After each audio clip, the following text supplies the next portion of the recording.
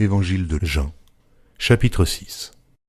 Après cela, Jésus s'en alla de l'autre côté de la mer de Galilée, de Tibériade. Une grande foule le suivait parce qu'elle voyait les miracles qu'il opérait sur les malades. Jésus monta sur la montagne et là, il s'assit avec ses disciples. Or la Pâque était proche, la fête des Juifs. Ayant levé les yeux et voyant qu'une grande foule venait à lui, Jésus dit à Philippe, « Où achèterons-nous des pains pour que ces gens aient à manger ?» Il disait cela pour l'éprouver, car il savait ce qu'il allait faire.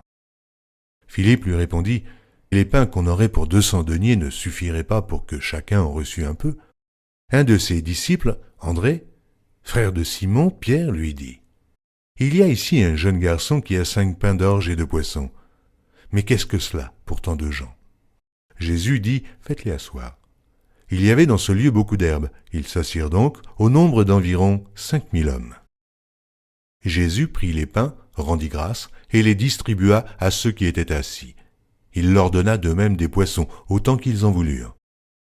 Lorsqu'ils furent rassasiés, il dit à ses disciples, « Ramassez les morceaux qui restent, afin que rien ne se perde. » Ils les ramassèrent donc, et ils remplirent 12 paniers avec les morceaux qui restèrent des 5 pains d'orge, après que tous eurent mangé. Ces gens, ayant vu le miracle que Jésus avait fait, disaient, « Celui-ci est vraiment le prophète qui doit venir dans le monde. » Et Jésus, sachant qu'ils allaient venir l'enlever pour le faire roi, se retira de nouveau sur la montagne, lui seul. Quand le soir fut venu, ses disciples descendirent au bord de la mer. Étant montés dans une barque, ils traversaient la mer pour se rendre à Capernaum. Il faisait déjà nuit, et Jésus ne les avait pas encore rejoints. Il soufflait un grand vent, et la mer était agitée.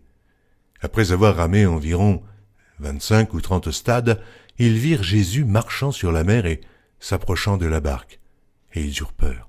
Mais Jésus leur dit, « C'est moi, n'ayez pas peur. » Ils voulaient donc le prendre dans la barque, et aussitôt la barque aborda au lieu où ils allaient.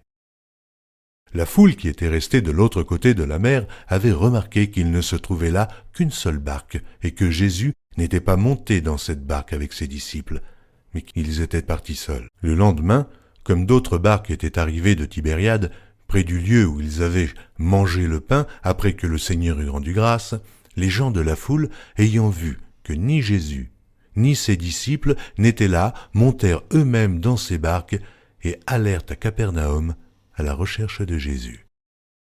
Et, l'ayant trouvé au-delà de la mer, ils lui dirent, « Rabbi, quand es-tu venu ici ?» Jésus leur répondit, « En vérité, je vous le dis, vous me cherchez non parce que vous avez vu des miracles, mais parce que vous avez mangé des pains et que vous avez été rassasiés. Travaillez non pour la nourriture qui périt, mais pour celle qui subsiste pour la vie éternelle, et que le Fils de l'homme vous donnera. Car c'est lui que le Père, que Dieu a marqué de son sceau. » Ils lui dirent, « Que devons-nous faire pour faire les œuvres de Dieu ?»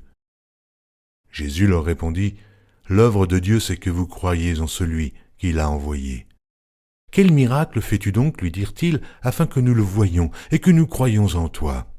Que fais-tu?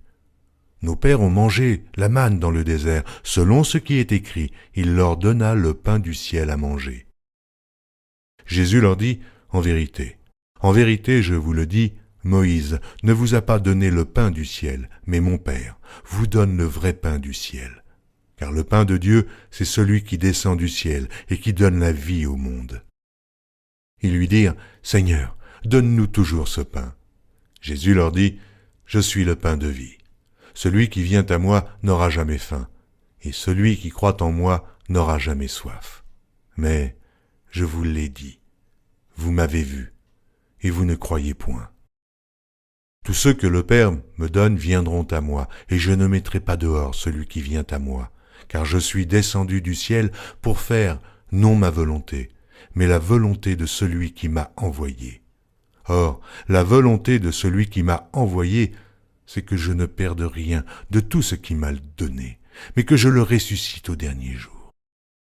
La volonté de mon Père, c'est que quiconque voit le Fils et croit en lui ait la vie éternelle, et je le ressusciterai au dernier jour. » Les Juifs murmuraient à son sujet parce qu'il avait dit « je suis le pain qui est descendu du ciel. Et il disait, n'est-ce pas là Jésus, le fils de Joseph, celui dont nous connaissons le père et la mère?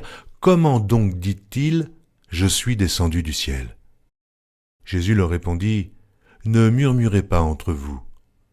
Nul ne peut venir à moi si le Père qui m'a envoyé ne l'attire, et je le ressusciterai au dernier jour. Il est écrit dans les prophètes, ils seront tous enseignés de Dieu. Ainsi, quiconque a entendu le Père et a reçu son enseignement vient à moi. C'est que nul n'a vu le Père, sinon celui qui vient de Dieu. Celui-là a vu le Père, en vérité. En vérité, je vous le dis, celui qui croit en moi a la vie éternelle. Je suis le pain de vie. Vos pères ont mangé la manne dans le désert et ils sont morts. C'est ici le pain qui descend du ciel afin que celui qui en mange ne meure point. Je suis le pain vivant qui est descendu du ciel. Si quelqu'un mange de ce pain, il vivra éternellement. Et le pain que je donnerai, c'est ma chair, que je donnerai pour la vie du monde. Là-dessus, les Juifs disputaient entre eux, disant, « Comment peut-il nous donner sa chair à manger ?» Jésus leur dit, « En vérité, je vous le dis, si vous ne mangez la chair du Fils de l'homme, et si vous ne buvez son sang, vous n'avez point la vie en vous-même. Celui qui mange ma chair et qui boit mon sang a la vie éternelle, et je le ressusciterai au dernier jour. Car ma chair est vraiment une nourriture, et mon sang est vraiment un breuvage. Celui qui mange ma chair et qui boit mon sang demeure en moi, et je demeure en lui. Comme le Père qui est vivant m'a envoyé et que je vis par le Père, ainsi celui qui me mange vivra par moi. Car c'est ici le pain qui est descendu du ciel. Il n'en est pas comme de vos pères qui ont mangé la manne et qui sont morts. Celui qui mange ce pain vivra éternellement. » Jésus dit ces choses dans la synagogue, enseignant à Capernaum. Plusieurs de ses disciples, après l'avoir entendu, dirent « Cette parole est dure, qui peut l'écouter ?» Jésus, sachant en lui-même que ses disciples murmuraient à ce sujet, leur dit « Cela vous scandalise-t-il? Et si vous voyez le Fils de l'homme monter où il était auparavant? C'est l'Esprit qui vivifie, la chair ne sert de rien. Les paroles que je vous ai dites sont esprit et vie. Mais il en est parmi vous quelques-uns qui ne croient point. » Car Jésus savait dès le commencement qui étaient ceux qui ne croyaient point et qui était celui qui le livrerait. Et il ajouta, « C'est pourquoi je vous ai dit que nul ne peut venir à moi si cela ne lui a été donné par le Père. » Dès ce moment, plusieurs de ses disciples se retirèrent et ils n'allaient plus avec lui. Jésus donc dit aux 12, « Et vous, ne voulez-vous pas aussi vous en aller ?»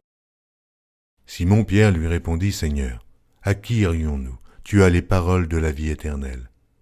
Et nous avons cru, et nous avons connu que tu es le Christ, le Saint de Dieu. » Jésus leur répondit, « N'est-ce pas moi qui vous ai choisis, vous, les 12, et l'un de vous est un démon. » Il parlait de Judas Iscario, fils de Simon, car c'était lui qui devait le livrer, lui, l'un des 12.